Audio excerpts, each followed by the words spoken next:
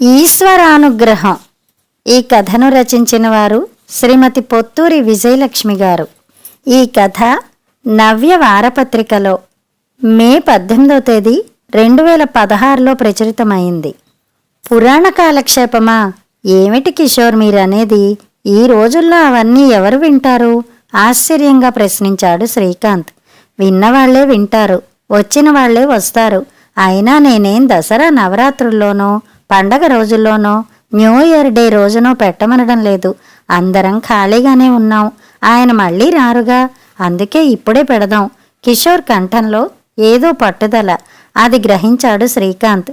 కిషోర్ చాలా నెమ్మదైనవాడు, ఎవరి జోలికి వెళ్ళడు. తనేమో తన లెవెలేమో. అంతేకాదు, గత 3 ఏళ్లుగా ఈ అసోసియేషన్లో ట్రెజరర్గా పనిచేస్తున్నవాడు. అతను అడిగితే కాదనడానికి మనసొప్పడం లేదు. అలా అని సరే అనేస్తే అవతల తను 10 మందికి సమాధానం చెప్పుకోవాలి. ఇబ్బందిగా ఉంది పరిస్థితి. కిషోర్ పట్టుపడుతున్నాడంటే ఏదో కారణం ఉండే ఉంటుంది. అదేమిటో తెలిస్తే తన పని సులువు అవుతుంది. అందుకే అతన్నే అడిగేశాడు. ఏమిటి విషయం? హఠాత్తుగా ఈ నిర్ణయం తీసుకున్నారంటే ఏదో కారణం ఉండే ఉంటుంది. మీకు అభ్యంతరం లేకపోతే చెప్పండి అన్నాడు ఆదరంగా. కిషోర్ ఇబ్బందిగా కదిలాడు. తన ఆలోచనలు, తను చేసే పనులు ఎంతో మందికి హాస్యాస్పదంగా ఉంటాయి. పరాయి వాళ్ళెందుకు? భార్య ఎగతాళి చేస్తుంది. చాదస్తం మనిషి మీరు. ఎప్పుడో రాతియుగంలో పుట్టాల్సిన మనిషి పొరపాటున ఇప్పుడు పుట్టేశారు అంటూనే ఉంటుంది. సంసారం సామరస్యంగా సాగాలంటే సర్దుకుపోవడం తప్పనిసరి. కాబట్టి అటు భార్యకిష్టమైన రీతిలో నడుచుకుంటూనే కొంత సమయం తన సంతోషం కోసం కేటాయించుకుంటాడు. తన కోసం, తన సంతోషం కోసం తనకు నచ్చిన పనులు చేసి ఆనందం, తృప్తి పొందుతాడు. అందులో భాగమే ఇప్పుడు ఈ ప్రయత్నం. 4 రోజుల కిందట చిన్ననాటి స్నేహితుడు ఇల్లు కట్టుకుని గృహప్రవేశం చేసుకుంటూ నువ్వు వస్తే గాని వీల్లేదంటే కుటుంబ సమేతంగా కలకత్తా నుంచి విజయవాడ వెళ్ళాడు. ఫంక్షన్ అయిపోయింది. మర్నాడు భార్య మంగళగిరి వెళ్ళి చీరలు కొనుక్కోవాలని ప్రోగ్రాం వేసింది. పొద్దున్నే వెళ్ళి మధ్యాహ్నానికి రావచ్చంది. నువ్వు వెళ్ళు, నేను రాను అన్నాడు. ఈ మనిషిని తీసుకుని షాపింగ్కి వెళ్లే కంటే ఒంటరిగా వెళ్లడమే సుఖం అని ఆవిడ వెళ్ళిపోయింది. ఫ్రెండ్ అడిగి తను ఒక టాక్సీ తెప్పించుకున్నాడు. ఎక్కడికి వెళ్తారు సార్ అని అడిగాడు డ్రైవరు. కృష్ణా తీరం వెంట ఎక్కువ జనం లేని చోట్లకి తీసుకువెళ్ళు. చీకటి పడేదాకా తిప్పి తీసుకురా. నీ ఇష్టం, ఎక్కడికి తీసుకెడతావో మరి అనేసి కారెక్కాడు. డ్రైవర్ తలోపి కారు స్టార్ట్ చేశాడు. ఊరు దాటి చిన్న చిన్న ఊళ్ల నుంచి సాగింది వారి ప్రయాణం. కృష్ణానదిని పలకరిస్తూ సాగుతోంది. మార్గశిర మాసం ప్రారంభం. వాతావరణం ఆహ్లాదంగా ఉంది. పంట చేలు కోతలకి వచ్చి ఉన్నాయి. కిషోర్ మనసు గాల్లో తేలిపోతోంది. మధ్యలో ఒక చిన్న ఊళ్ళో ఆపి పాక హోటల్లో మినపట్టు తిని కాఫీ తాగాడు. రోడ్డు పక్కనే ఉన్న చెరువులో పిల్లలు ఈత కొడుతుంటే ఆపి దిగాడు. వాళ్ళు, సార్ మీరు డబ్బులిస్తే తామరపూలు తెచ్చిస్తాం అంటే అలాగే అన్నాడు. వాళ్ళు పోటీలు పడి కోసుకొస్తే వద్దనకుండా అన్నీ కొన్నాడు. 11 గంటలు దాటుతుండగా ఒక చిన్న ఊరు. అంత దూరాన కృష్ణమ్మ. ఆ ఒడ్డునే ఒక ఆలయం కనిపించింది. అదేం గుడి అని అడిగాడు. నేను ఎప్పుడూ వెళ్ళలేదు సార్. శివాలయమో రామాలయమో అయి ఉంటుంది అన్నాడు డ్రైవరు. గుడి తీసుంటుందా? మరో ప్రశ్న వేశాడు. ఏమో సార్, మూసేశారేమో, వెళ్ళి చూద్దామా అన్నాడు డ్రైవరు. పద వెళదాం అన్నాడు కిషోర్. కారు అటు మళ్ళింది. గుడి దాకా రోడ్డు ఉంది. తారు రోడ్డు కాకపోయినా బాగానే ఉంది. 1/2 కిలోమీటర్ దూరం ఉంది కృష్ణానది. రేవు గుడి పక్కనే ఉన్నా నీళ్లు మాత్రం అంత దూరాన పారుతున్నాయి. గుడి చిన్నదే. ఇటీవలే తెల్ల సున్నం కొట్టించినట్టున్నారు. గుడి ముందు తెల్ల పెయింట్తో ముగ్గులు ఉన్నాయి. చిన్న నందీశ్వరుడి విగ్రహం. ఇది శివాలయం అని తెలియచేస్తోంది. అక్కడే గుడి వాకిలి దగ్గర కూర్చుని ఏదో చదువుకుంటున్న పూజారి వీళ్లను చూసి ఆశ్చర్యపోయాడు. ఆ వెంటనే ఆయన ముఖంలో ఆనందం. రండి బాబు రండి అంటూ లేచి ఉత్తరీయం భుజాన వేసుకున్నాడు. ఏం ఆలయం పూజారి గారు అని అడిగాడు కిషోర్. అన్నపూర్ణ సమేత కాశీ విశ్వేశ్వరాలయం. చాలా మహిమగల స్వామి. కోరిన తడవుగానే భక్తుల కోరికలు తీర్చే స్వామి. అర్చన చేయించమంటారా అని అడిగాడు. సంకోచించాడు కిషోర్. కొబ్బరికాయ, పూజా సామాగ్రి ఏమీ తేలేదు అన్నాడు. పర్వాలేదు, చేయించమంటే చేయిస్తాను అన్నాడు పూజారి. తను దారిలో కొన్న తామరపూలు ఇచ్చి అర్చన చేయించాడు. పళ్ళెంలో 50 రూపాయల నోటు వేశాడు. ఆ నోటును భద్రంగా అక్కడే ఉన్న హుండీలో వేశాడు పూజారి. మీకు తొందరపాన్లేమీ లేకపోతే స్థల పురాణం వింటారా బాబు? ఆశగా అడిగాడు. భార్య వెంట ఉంటే చీవాట్లు పెట్టేదే. ప్రస్తుతం ఆ బాధ లేదు కాబట్టి సరే అన్నాడు. అతనికి అటువంటివి ఇష్టమే. చెప్పండి అన్నాడు స్థిమితంగా రాతి స్తంభానికి ఆనుకుని కూర్చుని. పూర్వం త్రేతాయుగంలో రామచంద్రుల వారు సీతాన్వేషణ చేస్తూ ఈ ప్రాంతానికి వచ్చారట. దుఃఖంలో మునిగి ఉన్న ఆ స్వామిని చూసిన శివుని మనసు ద్రవించిపోయిందట. మానవ రూపంలో వచ్చి ఈ పవిత్ర క్షేత్రంలో శివుని ప్రతిష్ఠ చేసినట్లయితే నీ బాధలు తీరుతాయని సెలవిచ్చాడట అంటూ స్థల పురాణం చెప్పాడాయన. శ్రద్ధగా విన్నాడు కిషోర్. జేబులో నుంచి 50 రూపాయలు తీసి ఆయనకిచ్చాడు. శ్రద్ధగా అందుకుని కిషోర్ని ఆశీర్వదించాడు. మీరెక్కడ ఉంటారు అని అడిగాడు. చెప్పాడు కిషోర్. ఇక వెళ్ళొస్తాం అన్నాడు. గుడి మూసేసి నేను వెళ్తాను అన్నాడు పూజారి. ఊళ్ళో దాకా దిగబెడతాను రండి అన్నాడు కిషోర్. కారు ఎక్కాడాయన. భోజనాల వేళ అవుతోంది. మీ భోజనం విషయం ఏమిటి అని అడిగాడు. ఎక్కడో దారిలో తినేస్తాం అన్నాడు కిషోర్. ఇక్కడెక్కడా ఏమీ దొరకవు. మీకు అభ్యంతరం లేకపోతే మా ఇంట్లో భోజనం చెయ్యండి అన్నాడు పూజారి. డ్రైవర్ కూడా ఆయన్నే బలపరిచాడు. దగ్గర్లో ఏమీ బాగుండదు, మీరు తినలేరు అన్నాడు. సరే అనక తప్పలేదు కిషోర్కి. పూజారి గారింటికి చేరారు.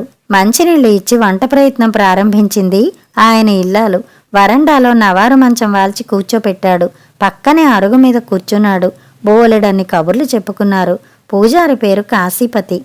తన జీవితం గురించి వివరంగా చెప్పాడాయన. తాత తండ్రి కూడా ఆ గుళ్ళోనే అర్చకులుగా పనిచేశారు. కాశీపతికి ఒక కొడుకు, ఒక కూతురు. కొడుకుని ఈ వృత్తిలోకి దింపడం ఇష్టం లేక హైదరాబాద్ పంపించారు. అక్కడ చిన్న ఉద్యోగం చేసుకుంటూ ఇక స్థిరపడతాడనుకుంటున్న సమయంలో అనారోగ్యం పాలై చనిపోయాడు. కూతురు కొడుకు కంటే పెద్దది. పెళ్లి చేశాడు. అల్లుడు గాలివాటం మనిషి, దురలవాట్లు.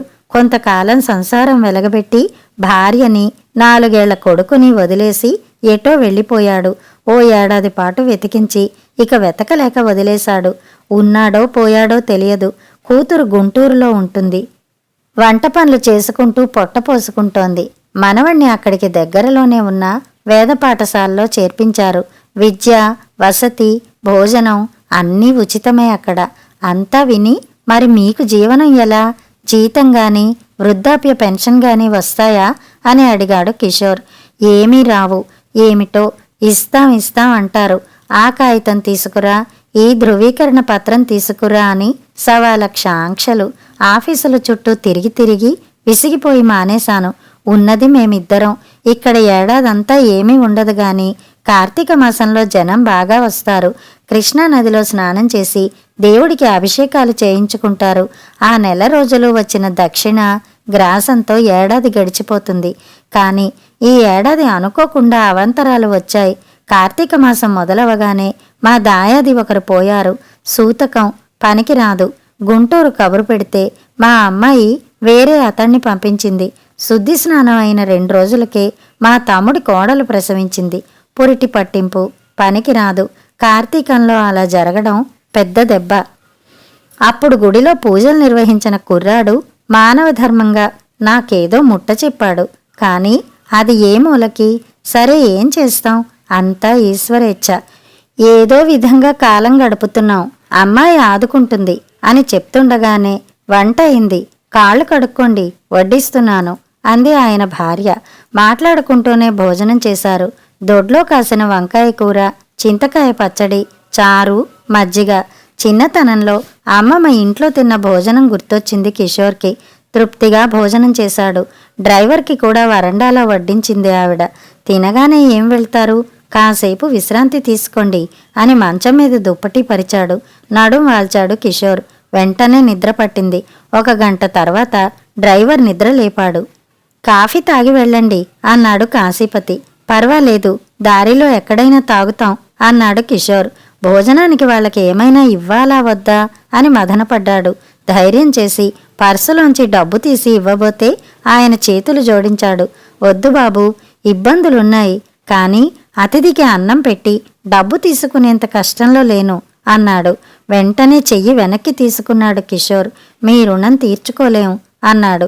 నేను చెప్పింది గుర్తుందిగా, అవసరం అయితే ఫోన్ చేస్తాను అన్నాడు కాశీపతి. అలాగే తప్పకుండా, నా ఫోన్ నెంబర్ జాగ్రత్తగా పెట్టుకున్నారుగా అన్నాడు కిషోర్. అక్కడ్నుంచి బయలుదేరి మరో మార్గం మీదుగా విజయవాడ చేరాడు. మర్నాడు కలకత్తా వచ్చేశాడు. తన రొటీన్లో పడిపోయాడు. హఠాత్తుగా ఒకరోజు మధ్యాహ్నం ఫోనొచ్చింది. అయ్యా, నేను కాశీపతిని అన్నాడు అవతల నుంచి. గభాలన గుర్తు రాలేదు. ఎవరండి అన్నాడు. మీరు కిషోర్ గారేనా? ఆ వాళ్ళ మా ఇంటికొచ్చారు అనేసరికి గుర్తొచ్చింది. మీరా, బాగున్నారా అని యోగక్షేమాలు అడిగాడు. మీరిక్కడికి వచ్చినప్పుడు గంగా సంగమం గురించి చెప్పాను కదా, మీకిబ్బంది కాకుండా ఉంటే బయలుదేరి వద్దామనుకుంటున్నాను అన్నాడు కాశీపతి. ఏం చెప్పాలో అర్థం కాలేదు కిషోర్కి. ఇది మీ నెంబరేనా అని అడిగాడు. నాది కాదు గాని మా వాళ్ళదే అన్నాడు కాశీపతి. మీకు కాసేపట్లో ఫోన్ చేస్తాను అనేసి డిస్కనెక్ట్ చేశాడు కిషోర్. వాళ్ళింటికి వెళ్ళినప్పుడు కాశీపతి ఒక విషయం ప్రస్తావించాడు. గంగా సంగమం కలకత్తాకి దగ్గరేనట కదా అని అడిగాడు. ఏమో, నేను వెళ్ళలేదు అన్నాడు కిషోర్. పరమ పవిత్రమైన స్థానం గంగా నది సాగరంలో సంగమించే స్థానం. సర్వతీర్థాలు ఒక ఎత్తు, గంగా సంగమం ఒక ఎత్తు అంటారు. ఎలా వెళ్లాలో కాస్త కనుక్కుని చెప్తారా అన్నాడు కాశీపతి. అయ్యో, దానికేం భాగ్యం, తప్పకుండా వస్తే మా ఇంటికి రండి అన్నాడు. ఆ మాట పట్టుకుని ఇప్పుడు ఫోన్ చేశాడు. ఆయన్ని ఇక్కడికి రప్పించి గంగాసాగర్ పంపించడం అంటే మాటలు కాదు, ఏదో ఒక సాకు చెప్పి తప్పించుకుంటే సరిపోతుంది అనుకున్నాడు. కానీ అలా చేయడానికి మనసొప్పలేదు. తక్కువ స్థితిలో ఉన్నవారు ఏమాత్రం సంకోచించకుండా పెద్దవాళ్ళకి సాయం చేసేస్తారు. గొప్పవారికే ఆ సంకోచాలు. కిషోరు కాస్త భిన్నమైన మనస్తత్వం కలవాడు కాబట్టి వెంటనే ఒక మనిషిని పిలిచి వివరాలు అడిగాడు. అరగంట తర్వాత కాశీపతికి ఫోన్ చేశాడు. వివరాలు కనుక్కున్నాను. మకర సంక్రాంతికి లక్షలాదిగా వస్తారట. పొద్దున్నే వెళ్తే రాత్రికి గాని మర్నాడు పొద్దున్నకి గాని కలకత్తా వచ్చేయచ్చట అని చెప్పాడు. అవును, మకర సంక్రాంతి నాడు గంగా సంగమం స్నానం మహాపుణ్యం. ఆ వేళటికే వస్తాను. ఏ రైలెక్కి రావాలి వివరంగా చెప్తే అని మొహమాట పడుతూనే అడిగాడు. అలాగే, వీలైతే ప్రయాణంలో వాడుకునేటందుకు ఒక సెల్ ఫోన్ ఏర్పాటు చేసుకోండి, నాకు అందుబాటులో ఉంటారు అన్నాడు కిషోర్. కాశీపతి ఆనందం అంతా ఇంతా కాదు. గంగా సంగమం వెళ్లాలనేది ఆయన జీవితాశయం. తండ్రి ప్రయత్నించి కూడా వెళ్ళలేకపోయాడు. అటువంటిది అనుకోకుండా తనకి అవకాశం వచ్చింది. అందుకే అలాగే బాబుగారు, అంతదాకా ఈ నెంబర్కే చెయ్యండి అన్నాడు గద్గద కంఠంతో. కిషోర్కి మనసు బరువెక్కింది. పాపం ఎంత ఆనందపడుతున్నాడు అనుకుని సీరియస్గా ప్రయత్నాలు ప్రారంభించాడు. విజయవాడలో ఉన్న ఫ్రెండ్తో మాట్లాడాడు. అతను మెయిల్లో స్లీపర్లో రిజర్వేషన్ చేయించాడు. జనవరి 10న బయలుదేరి 11 పొద్దున కలకత్తా చేరేలా కాశీపతి గుడి బాధ్యత ఒక 14 ఏళ్ల కుర్రాడికి అప్పగించి ప్రయాణానికి అన్నీ సర్దుకుని భార్యని గుంటూరులో కూతురు దగ్గర దించి విజయవాడ చేరాడు. అంతకుముందు ఊళ్ళో తెలిసిన వాళ్ళను అడిగితే వాళ్ళు వాడకుండా పక్కన పడేసిన సెల్ ఫోన్ ఒకటిచ్చారు. విజయవాడ స్టేషన్కి మనిషిని పంపించాడు కిషోర్ స్నేహితుడు. అతను కాశీపతిని కలిసి టికెట్ ఇచ్చాడు. రైలు ఎక్కించి వచ్చాడు. ఆ విషయం కిషోర్కి ఫోన్ చేసి చెప్పాడతను. టికెట్ డబ్బులు ఇచ్చేశారాయన, వద్దన్నా వినలేదట అని చెప్పాడు. హౌరా స్టేషన్కి మనిషిని పంపించాడు కిషోర్. కిషోర్ బాలీగంజ్ ఏరియాలో ఓ పెద్ద అపార్ట్మెంట్లో ఉంటున్నాడు. ఊరు పేరు తెలియని మనిషికి కేవలం ముఖపరిచయంతో ఇదంతా చేస్తున్నందుకు సణిగింది కిషోర్ భార్య. నీ మీద భారం ఏమీ పడదు, అంతా నేను చూసుకుంటాను అన్నాడు కిషోర్. ఆ బిల్డింగ్లో ఎవరింటికైనా అతిథులు వస్తే వాళ్ల కోసం వసతి ఏర్పాటు ఉంది. అందులో ముందే బుక్ చేసి ఉంచాడు. రాగానే కాసిని కాఫీ ఇచ్చి అక్కడికి తీసుకువెళ్దాం అనుకున్నాడు. కిషోర్ భార్య లావణ్య, 2 పిల్లలు అనన్య, అభిజిత్తు 12, 11 తరగతులు చదువుకుంటున్నారు. కాశీపతి ఇంట్లోకి రాగానే ముందుగా కిషోర్ చేతులు పట్టుకుని కృతజ్ఞతలు తెలియచేశాడు. మా అమ్మాయి నీకిమ్మంది అని ఒక ప్యాకెట్ లావణ్య చేతిలో పెట్టాడు. అరిసెలు, లడ్లు, జంతికలు ఉన్నాయి అందులో. ఆయన మర్యాద, మాట తీరు నచ్చాయి లావణ్యకి. ఉదయం పూట పలహారం అయ్యాక ఒక మనిషిని తోడిచ్చి ఊళ్ళోకి పంపించారు. తిరిగి రాత్రి 7 గంటలకి వచ్చాడాయన. ఇంట్లోనే భోజనం ఏర్పాటు చేశారు. మీ ఊళ్ళో గుడి మీ స్వంతమా? మీరక్కడే ఉంటారా అని బోలెడన్ని ప్రశ్నలు వేశారు. ఏనాడు గుడి పూజారిని అంత దగ్గరగా చూడని పిల్లలు. ఆయన ఓపికగా సమాధానాలు చెప్పాడు. దేవుడి కథలొచ్చా మీకు అని అడిగారు. చాలా వచ్చా ఆయనకి. చెప్పడం మొదలుపెట్టాడు. శ్రద్ధగా విన్నారు. ఇంకొక్కటి అని కొసరుతుంటే ఇక చాలు పాపం, ఆయన అలసిపోయారు. కిషోర్ మందలించాడు. పిల్లలతో పాటు వాళ్ళిద్దరూ కూడా విన్నారు. మర్నాడు పగటిపూట దక్షిణేశ్వరం వెళ్ళి కాళికాదేవి దర్శనం చేసుకువచ్చాడాయన. ఆ రాత్రికే క్యాంపుకి పంపించారు. గంగాసాగర్ వెళ్లే యాత్రికుల కోసం కలకత్తాలో క్యాంపులు నిర్వహిస్తారు. అక్కడ తెలిసిన వాళ్ళుంటే కాశీపతిని వాళ్ళకి అప్పగించారు. రాజస్థాన్ నుంచి వచ్చిన యాత్రికుల బస్సులో ఎక్కించారు కాశీపతిని. తెల్లవారుజామున బయలుదేరింది బస్సు. 4 గంటల ప్రయాణం. అక్కడ బస్సు దిగి బోటు ద్వారా ప్రయాణం. ఒడ్డున దిగి మళ్లీ బస్సెక్కి గంట ప్రయాణం. లక్షలాది మంది యాత్రికులు. అయినా బాగానే అయింది స్నానం. గంగా సంగమంలో మకర సంక్రాంతి నాడు స్నానం చేస్తే పునర్జన్మ ఉండదు అంటారు. తృప్తిగా మునక వేశాడు కాశీపతి. ఆయన 15వ తారీఖున తిరిగి వస్తాడు. 17 రాత్రి మెయిల్లో తిరుగు ప్రయాణం. 16న ఏదో సెలవు. పొద్దున పూట కాశీపతి గారి చేత పురాణ ప్రవచనం పెట్టించి 4 మంచి ముక్కలు చెప్పించాలని కిషోర్ ఆలోచన. అదే శ్రీకాంత్తో చెప్పాడు. విషయం ఏమిటని శ్రీకాంత్ అడగడంతో కాశీపతితో తన పరిచయం వగైరా వివరాలన్నీ టూకీగా చెప్పాడు. అంతా విని చిన్నగా నవ్వేశాడు శ్రీకాంత్. ఆయనకి సాయం చెయ్యాలనుకుంటే ఇంత హడావిడి ఎందుకు? తలా కొంచెం వేసుకుని ఆయన చేతుల్లో పెడితే సరిపోతుంది అన్నాడు. కిషోర్ మొహం ఎర్రబడిపోయింది. ఆయనకి అంత కర్మ ఏం పట్టలేదు. మీకలా అనిపించడంలో ఆశ్చర్యం ఏమీ లేదు. ఒకణ్ణి చూస్తే పెట్టబుద్ధి వేస్తుంది, మరొకణ్ణి చూస్తే మొత్తబుద్ధి వేస్తుంది అని సామెత చెప్పినట్టు కొంతమందిని చూస్తే మనందరికీ చులకన భావం. ఆ మధ్య ఒక సినిమా నటుణ్ణి తీసుకొచ్చాం. రాను పోను ఖర్చులు, హోటల్లో బస, అది కాక నగదు ఇచ్చాం. ఆయన గారు వచ్చి ఆడవాళ్లు పిల్లలు ఉన్నారని చూడకుండా కుళ్ళు జోకులు వేసిపోయాడు. ప్రతి ఏడు ఎంతో కొంతమందిని ఆహ్వానిస్తున్నాం, సన్మానాలు చేస్తున్నాం. వాళ్ళంతా మేమింత పుచ్చుకుంటామని ఖచ్చితంగా చెప్తున్నారు. మనం ఇచ్చుకుంటున్నాం అన్నాడు ఆగ్రహంగా. శ్రీకాంత్కి కోపం వచ్చింది. ఇది మరీ బావుందండి, వాళ్ళంతా పేరు ప్రతిష్ట ఉన్నవాళ్ళు అన్నాడు. ఈయనకి పేరు ప్రతిష్ట అంతగా లేకపోవచ్చు, కానీ ప్రతిభ పుష్కలంగా ఉంది. ఆయన మాట్లాడుతుంటే మా పిల్లలు మేము కూడా మైమరిచిపోయి విన్నాం. అందుకే ఆయన చేత మాట్లాడిద్దామనుకున్నాను. మీకిష్టం లేకపోతే చెప్పండి, వేరే ఎక్కడైనా ఏర్పాటు చేయిస్తాను. అంతేకాని ఒక పండితుణ్ణి యాచకుడిగా భావించి పొరపాటు చేయకండి. శ్రీకాంత్ తలంచుకున్నాడు. అబ్బే, నా ఉద్దేశం అది కాదండి అని సర్ది చెప్పబోయాడు. పర్వాలేదులేండి, ఇందులో మీ తప్పేం లేదు. రోజులే అలా ఉన్నాయి. అప్పుడెప్పుడో పూర్వకాలంలో రాజులు పండితులను గౌరవించేవారట. ఇప్పుడు అవన్నీ పోయాయి. పండితులంటే అందరికీ చులకనే. వారి ప్రతిభ గుర్తించడం దేవుడెరుగు. వయసు మళ్ళిన పండితులకు పింఛన్లు ఇవ్వడానికే ఏడ్చిపోతున్నాయి మన ప్రభుత్వాలు అన్నాడు కిషోర్.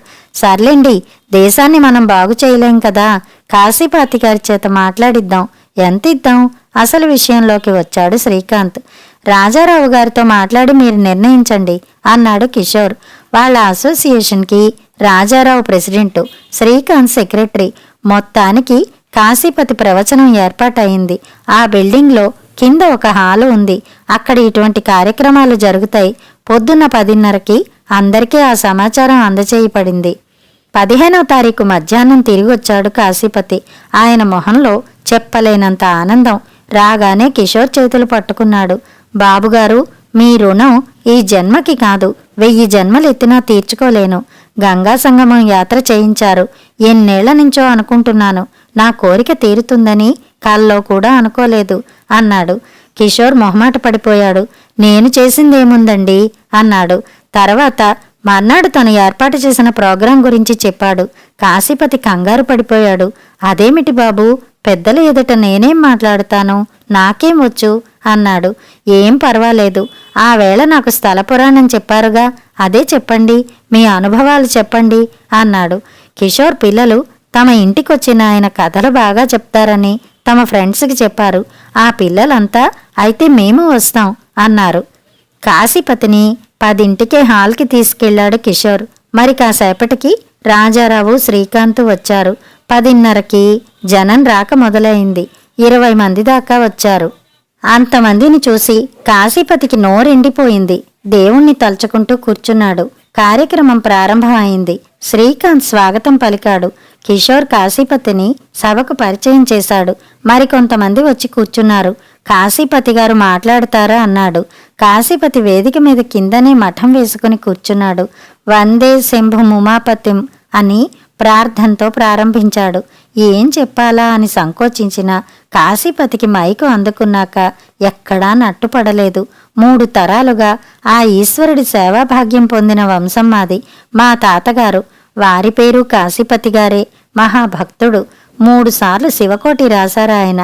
ఆయన మహాన్యాసపూర్వక ఏకాదశ రుద్రాభిషేకం చేస్తుంటే పరవశించిపోయేవారట అని పాత సంగతులు చెప్పాడు.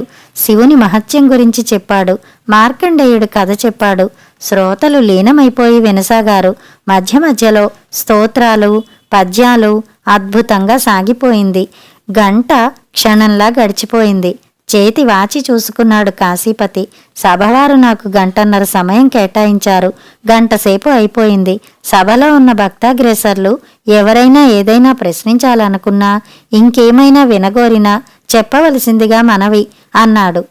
శ్రోతల్లోంచి సోమేశ్వరరావు లేచాడు. ఆయన వయసు 70 పైనే. కొడుకు దగ్గర ఉంటున్నాడు. అయ్యా, నా చిన్నతనంలో మా ఊరి గుడి పూజారి గారు ఈశ్వర్ని సువర్ణమాల స్తోత్రం పాడేవారు. మీకు వచ్చా అది అని అడిగాడు. వచ్చు బాబుగారు, శంకర భగవత్పాదులు రచించిన అద్భుతమైన స్తోత్రం అది అన్నాడు కాశీపతి. వినిపించగలరా అడిగాడు సోమేశ్వరరావు. మహద్భాగ్యంగా భావించి వినిపిస్తాను అంటూ చేతులు జోడించి, ఇందులోని ప్రతి శ్లోకం అక్షరమాలలోని అక్షరాలతో ప్రారంభమవుతుంది అని వివరణ ఇచ్చి ప్రారంభించాడు. అధ కథమపి మద్రసనాం త్వద్గుణ లేసైర్వి శోధయామి విభో సాంబ సదాశివ శంభో శంకర శరణం మే తవ చరణయుగం. 1/2 గంట పైన సాగింది ఆ స్తోత్రం. మంత్రముగ్ధులైపోయారు శ్రోతలు. సోమేశ్వరరావు కళ్ళ వెంట ఆనంద బాష్పాలు. ఆయన ముగించగానే లేచి వెళ్ళి పర్సు తీసి కాశీపతి చేతుల్లో 500 నోటు ఉంచాడు. ఆయనకు వినయంగా నమస్కరించాడు కాశీపతి. ఆయన పేరు అడిగి తెలుసుకున్నాడు. శివభక్తులు శ్రీ సోమేశ్వరరావు గారు నన్ను ఆశీర్వదించి 500 రూపాయలు ఇచ్చారు. వారికి, వారి కుటుంబానికి ఆయురారోగ్య ఐశ్వర్యాలు ప్రసాదించవలసిందిగా ఆ పరమేశ్వర్ని ప్రార్థిస్తున్నాను అన్నాడు కాశీపతి. అది చూసి మరికొంతమంది లేచారు. 100, 200 ఎవరికి తోచింది వారు. మొత్తానికి అందరూ ఎంతో కొంత ఇచ్చారు.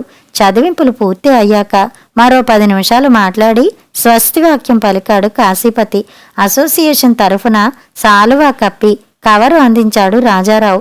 కార్యక్రమం ముగిశాక అందరూ కాశీపతిని అభినందించారు. చాలా బాగుంది అన్నారు. కిషోర్కి ఎంతో తృప్తిగా అనిపించింది. ఇంటికొచ్చి భోజనం చేస్తుండగా కిషోర్కి ఫోన్ వచ్చింది. మరో తెలుగు అసోసియేషన్ వారు ఫోన్ చేశారు. ఏదో మంచి ప్రోగ్రాం పెట్టించారట కదా, ఆయన ఎవరు, ఎన్నాళ్ళుంటారు అని అడిగారు. మర్నాడు వెళ్ళిపోతున్నారని చెప్తే, ఇవాళ సాయంత్రం మాకు మంత్లీ మీటింగ్ ఉంది, అందులో మాట్లాడడానికి వీలవుతుందా అని అడిగారు. కాశీపత్తో మాట్లాడి అలాగే తీసుకొస్తానని చెప్పాడు. అక్కడ గ్రాండ్ సక్సెస్. అక్కడ చదివింపులు బాగానే వచ్చాయి. వాళ్ళు కొంత పైకం ఇచ్చి సత్కరించారు. ఆ రాత్రి కిషోర్ ఇంట్లో భోజనాల సమయంలో పిల్లలు కాశీపత్తో కబుర్లు మొదలెట్టారు. మరి మీరు చెప్పిన కథల్లో భక్తులు కష్టాల్లో ఉండి ప్రార్థన చేస్తే దేవుడు వచ్చాడని చెప్పారు కదా, ఆ రోజుల్లో దేవుడు నిజంగా వచ్చేవాడా అని అడిగాడు అభిజిత్. ఆ రోజుల్లోనే కాదు, ఏ రోజుల్లోనైనా వస్తాడు చెప్పాడు కాశీపతి. అంటే ఇప్పుడు కూడా వస్తాడా ఆశ్చర్యంగా అడిగింది అనన్య. ఎందుకు రాడు, తప్పకుండా వస్తాడు. అటువంటి ఇన్సిడెంట్స్ మీకేమైనా తెలుసా? ఇంకేదో ఎందుకు బాబు, మీ ఎదురుగానే ఉన్నానుగా నేను. ప్రతి ఏడు కార్తీక మాసంలో వచ్చే డబ్బు రాలేదు నాకు. డబ్బుకి బాగా ఇబ్బందిగా ఉంది. ఎవరిని అడిగే అలవాట్లేదు. అడిగినా ఎవరు ఇవ్వరు. అయినా ఎదురుగా ఐశ్వర్యప్రదాయకుడైన ఈశ్వరుని పెట్టుకుని ఇంకెవరినో ఎందుకు అడగడం? నీవే దిక్కు, నన్ను గట్టెక్కించే భారం నీదే అని మొరపెట్టుకున్నాను. మీ నాన్నగారు మా ఊరు రావడం, మా ఇద్దరి మధ్య పరిచయం ఏర్పడడం జరిగాయి. గంగా సంగమం గురించి చెబితే మా అమ్మాయి నన్ను ప్రోత్సహించింది. దారి ఖర్చులకి నేనిస్తాను, వెళ్ళి రండి అంది. ఈ ఏడాది వద్దు, మరోసారి వెళ్తాలే అన్నా. మన ఇబ్బందులు ఎప్పుడూ ఉండేవే. పై ఏటికి ఆ కిషోర్ గారు అక్కడ ఉంటారో ఉండరో, వెళ్ళి రండి అని పట్టుపట్టింది. సరే, అవకాశం వచ్చినప్పుడు కాదనడం ఎందుకు అని బయలుదేరాను. నేను ఎన్ని రోజులుగానో కోరుకుంటున్నా గంగా సంగమంలో స్నానం, అది మకర సంక్రాంతి నాడు జరిగినందుకే నా జన్మ ధన్యమని తృప్తి పడుతుంటే మీ నాన్నగారు ఈ కార్యక్రమం ఏర్పాటు చేశారు. ఖర్చులకు సరిపడా డబ్బు తీసుకుని బయలుదేరిన నేను చేతి నిండా డబ్బుతో తిరిగి వెళుతున్నాను. ఈ డబ్బు పొదుపుగా వాడుకుంటే కొంతకాలం గడిచిపోతుంది. ఈ 7 కృష్ణ పుష్కరాలు, అప్పుడు మళ్ళీ నాకు దక్షిణలు దానాలు సమకూరుతాయి. ఆ దైవం కృప ఎప్పుడూ భక్తుల మీద ఉంటుందనడానికి ఇంకేం నిదర్శనం కావాలి బాబు అన్నాడాయన చిరునవ్వుతో. పిల్లలు ఆశ్చర్యపోయారు. కిషోర్, లావణ్య సంభ్రమాశ్చర్యాలకు లోనయ్యారు. మర్నాడు రైలెక్కించడానికి కుటుంబం అంతా స్టేషన్కి వెళ్లారు. మరోసారి కృతజ్ఞతలు తెలియచేసుకుని పుష్కరాలకు మా ఊరే రండి, అంత రద్దీగా ఉండదు, ప్రశాంతంగా స్నానం దైవ దర్శనం చేసుకోవచ్చు అని ఆహ్వానించి రైలెక్కాడు కాశీపతి. కథ సమాప్తం.